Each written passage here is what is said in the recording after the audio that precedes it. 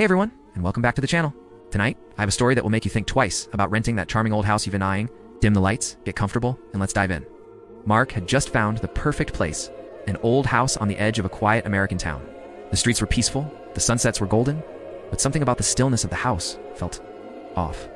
It was as if the very walls were holding their breath, hiding a secret they couldn't keep. As the last light of evening faded, long twisted shadows crawled across the windows, forming shapes that had no right to be there. The landlord's final words kept replaying in Mark's head. Never open the basement door, the gas line's broken. Mark had just laughed at the time, seemed like a standard warning. But a new thought crept into his mind. Why would a simple gas leak need 3 heavy-duty locks? The first night was surprisingly quiet, almost unnervingly so. But on the second night, a faint tapping started from beneath the floorboards. At first it was so soft he thought he was imagining it. Tap, tap, tap. Then it grew louder, more insistent. And then a whisper, as clear as breath on a cold night, slithered into the room. Mark. He froze, every muscle in his body tensing up.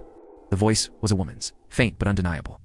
He crept over to the basement door, his heart pounding against his ribs, and pressed his ear against the cold wood. He could hear something on the other side, breathing.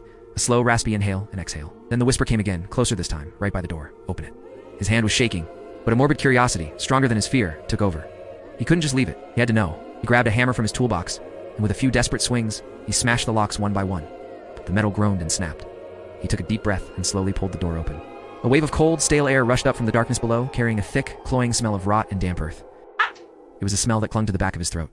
He switched on his phone's flashlight and stepped onto the creaking wooden stairs, each one groaning under his weight as if protesting his intrusion. Dust motes danced like tiny ghosts in the narrow beam of his light. As he descended, he saw them deep, frantic scratch marks carved into the wooden walls, as if someone had clawed desperately trying to escape. The basement floor was a graveyard of forgotten things, broken toys, shattered furniture, and a single grime-covered photo frame lying on its side.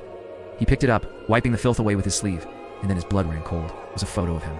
A much younger him, a child, standing next to his mother. The same mother he hadn't seen in years. The same mother he had been told was gone forever. His knees felt weak. He scanned the floor and noticed a patch of disturbed dirt in the corner. It looked fresh, soft. Kneeling beside it, he brushed away the loose soil with trembling hands. And he saw her face, pale, motionless. Her eyes were closed. She was dead. Before he could even scream, the basement door slammed shut above him, plunging the room into absolute darkness. The sound echoed like a gunshot. A voice low and sharp filled the air, seeming to come from everywhere at once. You were never supposed to come back, Mark.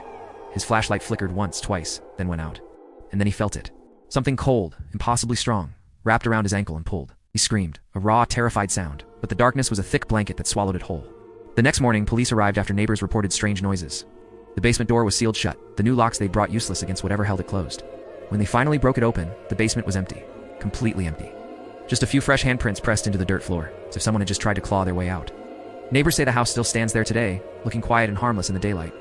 But when night falls, things change. If you walk past it, they say you can sometimes hear a faint whisper drifting through the walls. Open it. And if you're brave enough, or maybe foolish enough to stop and listen for a moment longer, sometimes the whisper answers back. Thanks for watching, everyone. Hope that story sent a few chills down your spine. If you enjoyed it, please hit that like button. And don't forget to subscribe and turn on notifications so you don't miss our next video. Stay safe out there, and I'll see you in the next one.